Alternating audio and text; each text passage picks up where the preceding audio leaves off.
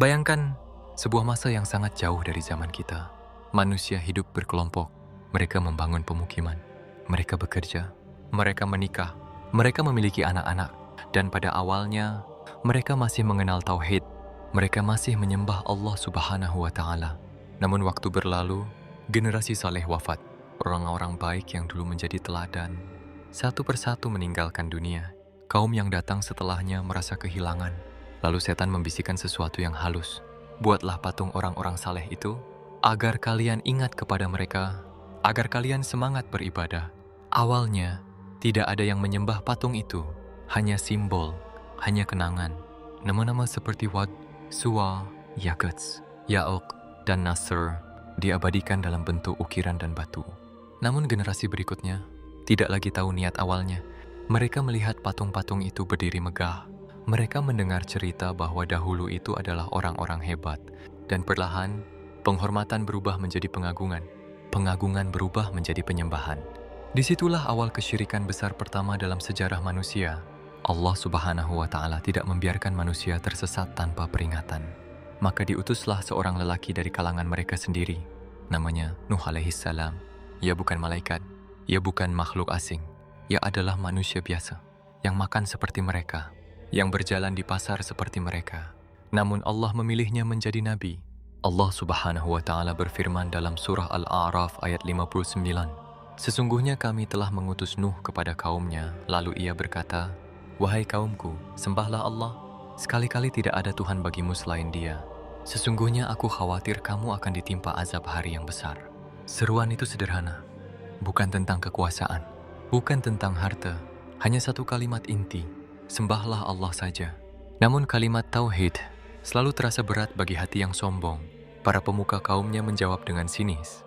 Mereka berkata sebagaimana disebutkan dalam surah Al-A'raf ayat 60. Sesungguhnya kami memandang kamu benar-benar dalam kesesatan yang nyata. Bayangkan, seorang nabi yang diutus untuk menyelamatkan mereka justru dituduh sesat. Namun Nuh alaihi salam tidak membalas dengan amarah.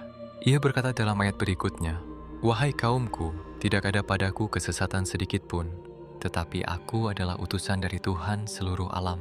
Lembut, tenang, dan juga tegas. Dakwah pun dimulai. Hari demi hari, bulan demi bulan, tahun demi tahun. Bukan dakwah yang singkat. Dalam surah Al-Ankabut ayat 14 disebutkan, "Dan sungguh kami telah mengutus Nuh kepada kaumnya, maka ia tinggal di tengah-tengah mereka 1000 tahun kurang 50 tahun. 1000 tahun kurang 50, artinya 950 tahun. Itu adalah masa dakwahnya. Coba bayangkan sejenak. Jika 1 tahun saja terasa lama bagi kita, bagaimana dengan 950 tahun? Generasi berganti generasi. Anak yang dulu kecil, tumbuh dewasa. Dewasa menjadi tua, tua meninggal. Lalu anaknya tumbuh lagi.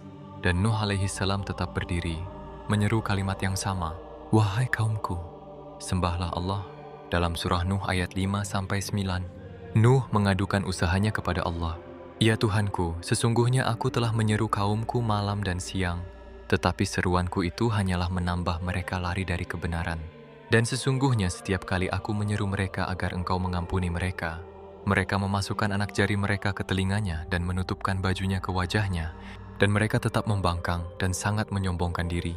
Kemudian sesungguhnya aku telah menyeru mereka dengan terang-terangan, kemudian sesungguhnya aku menyeru mereka secara terbuka dan dengan diam-diam." Perhatikan betapa lengkapnya metode dakwah beliau. Siang dan malam, terang-terangan, secara sembunyi-sembunyi, tidak pernah berkata, "Sudah cukup." Namun hasilnya, yang beriman hanyalah sedikit. Allah menyebutkan dalam surah Hud ayat 40, bahwa yang beriman bersama Nuh hanyalah sedikit orang. Sebagian ulama menyebut jumlahnya tidak sampai 100. 950 tahun, dan pengikutnya sangat sedikit. Apakah itu membuatnya berhenti? Tidak. Namun kaum kafir semakin menjadi-jadi. Dalam surah Hud ayat 27 disebutkan bahwa para pembesar kaumnya berkata, "Kami tidak melihat kamu melainkan manusia biasa seperti kami, dan kami tidak melihat orang-orang yang mengikuti kamu melainkan orang-orang yang hina. Dina di antara kami yang lekas percaya saja, dan kami tidak melihat kamu memiliki kelebihan apapun atas kami."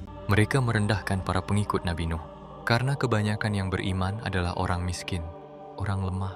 Kesombongan sosial telah bercampur dengan kesombongan spiritual.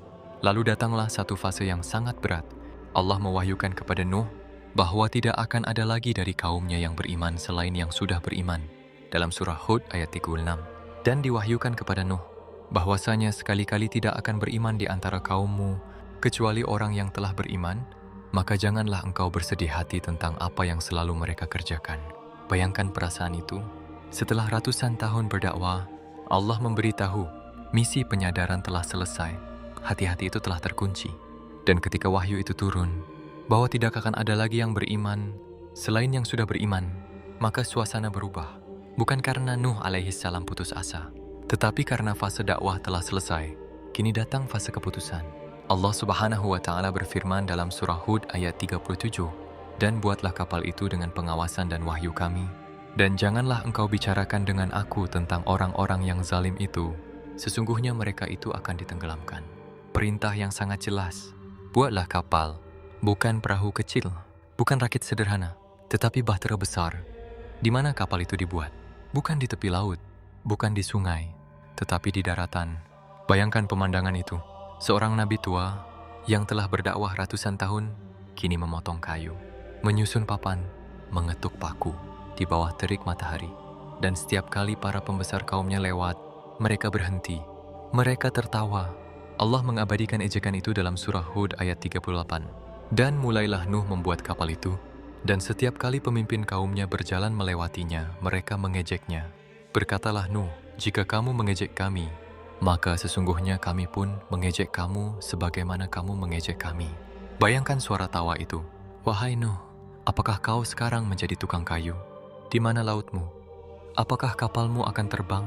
Namun Nuh alaihi salam tidak marah, tidak terpancing emosi. Jawabannya singkat, tenang, dan penuh keyakinan. "Kelak kamu akan mengetahui siapa yang akan ditimpa azab yang menghinakan." Hari demi hari kapal itu membesar, para pengikutnya membantu.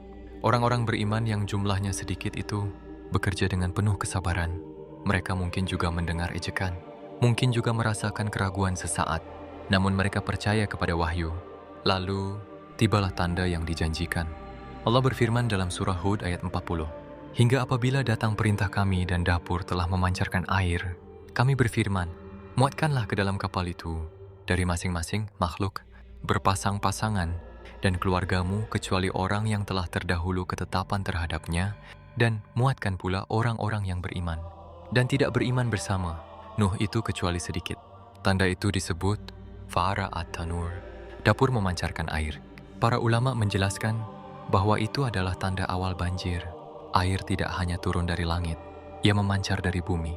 Dari tempat yang tidak disangka-sangka, tanah retah, air menyembur, langit yang semula cerah berubah gelap, awan berkumpul tebal, hujan turun, bukan rintik, bukan badai biasa, tetapi hujan deras tanpa henti. Allah menggambarkannya dalam surah Al-Qamar ayat 11-12. "Maka kami bukakan pintu-pintu langit dengan air yang tercurah, dan kami jadikan bumi memancarkan mata air, maka bertemulah air-air itu untuk suatu urusan yang sungguh telah ditetapkan."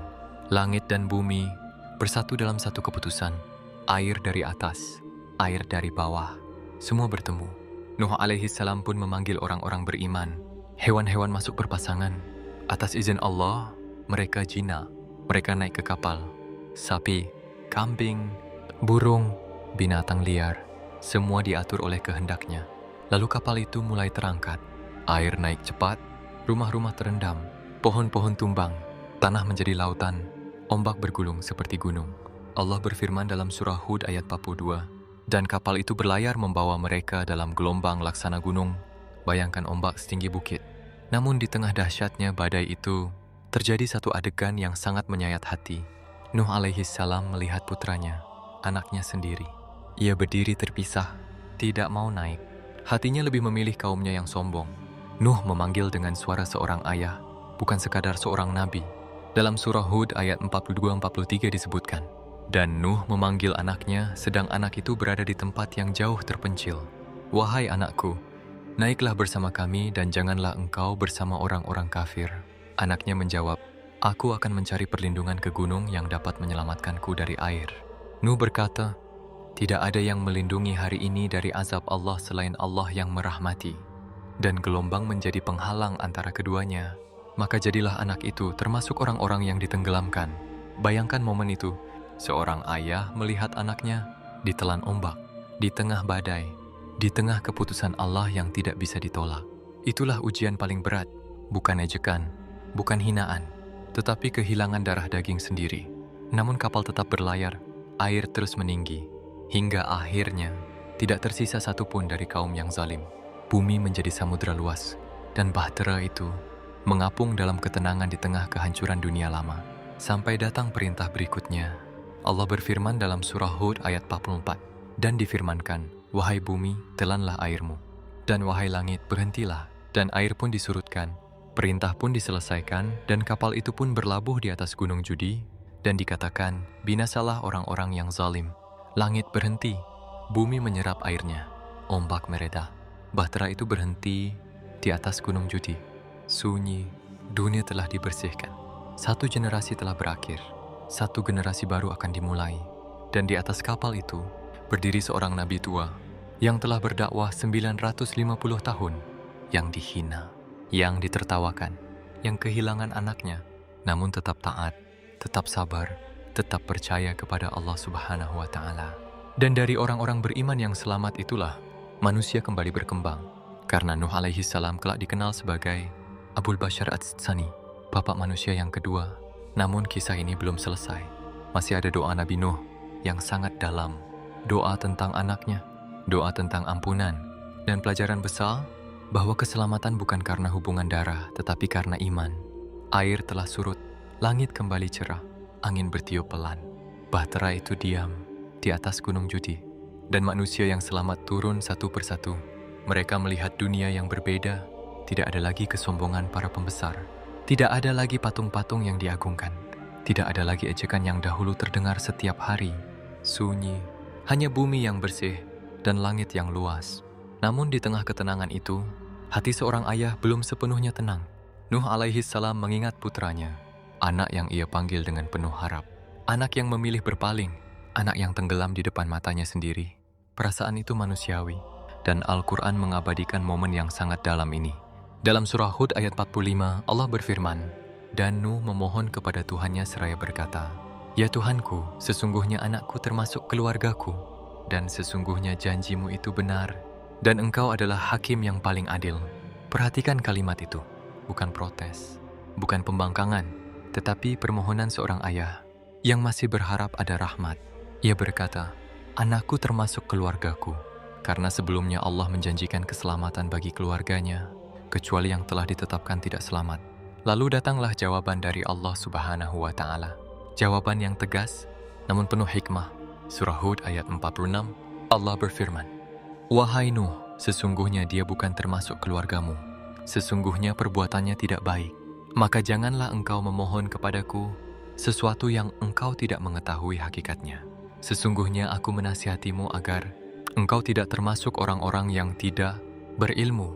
Kalimat itu sangat dalam. Dia bukan termasuk keluargamu. Bukan berarti bukan anak secara darah, tetapi bukan keluarga dalam iman. Karena di sisi Allah, ikatan terkuat bukanlah nasab, bukan hubungan darah, tetapi akidah, iman, tauhid. Nuh alaihi salam langsung tunduk, tidak membantah, tidak berdebat. Ia sadar bahwa ilmu Allah jauh lebih luas. Dalam ayat berikutnya, surah Hud ayat 47, ia berkata, ya Tuhanku, sesungguhnya aku berlindung kepadamu dari memohon kepadamu sesuatu yang aku tidak mengetahui hakikatnya. Dan jika engkau tidak mengampuniku dan tidak merahmatiku, niscaya aku termasuk orang-orang yang rugi. Lihatlah adab seorang nabi. Ia tidak mempertahankan emosinya. Ia tidak berkata, aku hanya seorang ayah. Ia justru memohon ampun. Inilah puncak ketundukan. Dan setelah itu, Allah berfirman dalam surah Hud ayat 48. Dikatakan, wahai Nuh, turunlah dengan selamat dan penuh keberkahan dari kami atasmu dan atas umat-umat yang bersamamu. Turunlah dengan selamat, dengan keberkahan. Itulah awal peradaban baru. Dari orang-orang beriman yang sedikit itu, lahirlah generasi demi generasi. Nuh alaihi salam menjadi titik awal. Karena itu para ulama menyebutnya Abul Bashar Ats-Tsani, bapak manusia yang kedua. Namun jika kita renungkan, kisah ini bukan hanya tentang banjir besar, bukan hanya tentang kapal raksasa, tetapi tentang kesabaran yang luar biasa. 950 tahun berdakwah tanpa melihat hasil besar, tanpa melihat mayoritas beriman, tetapi tetap istiqamah. Hari ini, kadang kita merasa lelah hanya karena 1 tahun perjuangan. Kadang kita putus asa karena sedikit yang mendengar nasihat kita. Padahal Nabi Nuh alaihi salam berdakwah hampir 1 milenium dan tetap lembut, tetap sabar, tetap berharap. Kisah ini juga mengajarkan bahwa keselamatan tidak diwariskan otomatis. Anak seorang nabi pun tidak selamat jika memilih kekafiran. Sebaliknya, orang biasa bisa mulia jika beriman.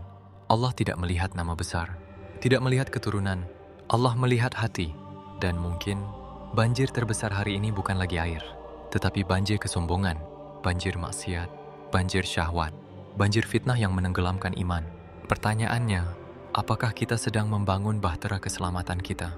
Bahtera berupa tauhid, bahtera berupa amal soleh, bahtera berupa taubat. Karena ketika keputusan Allah datang, tidak ada gunung yang bisa menyelamatkan, tidak ada harta yang bisa menolong. Yang menyelamatkan hanyalah rahmat Allah dan iman yang kita jaga hari ini. Ya Allah, Tuhan yang menyelamatkan Nabi Nuh alaihi salam di atas bahtera, Tuhan yang memerintahkan langit berhenti dan bumi menelan airnya. Kami bersaksi, Engkaulah Allah Subhanahu wa Ta'ala yang Maha Adil, yang Maha Penyayang. Ya Allah, di zaman yang penuh gelombang ini, jadikan kami termasuk orang-orang yang Engkau selamatkan. Jika dunia hari ini dipenuhi kesombongan, jangan jadikan hati kami ikut tenggelam. Jika manusia menertawakan kebenaran, kuatkan kami untuk tetap berdiri seperti Nuh alaihi salam. Ya Allah, kami mungkin tidak berdakwah 950 tahun, kami mungkin tidak sekuat para nabi, tetapi kami ingin memiliki hati yang sabar, hati yang tidak mudah putus asa, hati yang tidak lelah mengajak kepada kebaikan, hati yang tidak menyerah walau sedikit yang mendengar. Ya Allah, jadikan rumah kami seperti bahtera, tempat yang dipenuhi iman, tempat yang dipenuhi zikir, tempat yang Engkau jaga dari badai maksiat. Ya Allah, jangan Engkau jadikan kami seperti anak Nabi Nuh yang merasa gunung bisa menyelamatkannya. Jauhkan kami dari rasa aman yang palsu, dari kesombongan yang menipu. Ajarkan kami bahwa keselamatan hanya dari-Mu. Ya Allah, ampuni dosa kami, dosa yang kami lakukan terang-terangan, dosa yang kami sembunyikan, dosa yang kami ulangi. Jika Engkau tidak mengampuni kami termasuk orang-orang yang rugi. Ya Allah, ketika kelak datang hari, di mana tidak ada lagi kesempatan untuk kembali, jadikan kami termasuk orang-orang yang Engkau panggil dengan kalimat, turunlah dengan selamat dan penuh keberkahan. Ya Allah, selamatkan kami dari banjir fitnah akhir zaman. Selamatkan keluarga kami, anak-anak kami, orang tua kami. Jangan Engkau pisahkan kami karena kekafiran. Satukan kami dalam iman. Dan ketika napas terakhir kami tiba, jangan Engkau biarkan kami tenggelam dalam kelalaian. Jadikan kalimat terakhir kami, La ilaha illallah. Ya Allah, Engkaulah pelindung kami. Engkaulah tempat kami kembali. Sebagaimana Engkau menjaga Nuh alaihi salam di atas bahtera, jagalah hati kami di atas tauhid. Amin ya Rabbal Alamin.